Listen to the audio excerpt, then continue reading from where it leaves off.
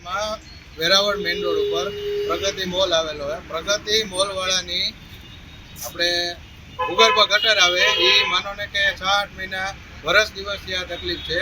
8 મહિના પહેલાં આવું આખા રોડ ઉપર પાણી નીકળે, ગટર ભરાઈ જાય છે. કમ્પ્લેન કરવા છતાંય કંઈ કામ કરતા નથી. 6-8 મહિના પહેલાં એકવાર કમ્પ્લેન કરી હતી, તો એકવાર કામ કર્યું, પાછું આવી રીતે થઈ ગયું છે. અને લગભગ 20 થી 25 વેપારી દુકાન ભાઈઓ પરેશાન છે વેરાવળ રોડ ઉપર, પ્રગતિ મોલથી આગળના 2-3 કોમ્પ્લેન. પછી આવી રીતે કમ્પ્લેન કરવા છતાંય પંચાયતમાં ગયા. પંચાયતવાળા એમ કહે છે કે અમારામાં આવતું નથી, પર્સનલ છે એની ગટર. બરોબર, એની વાત સાચી છે કે પર્સનલ છે.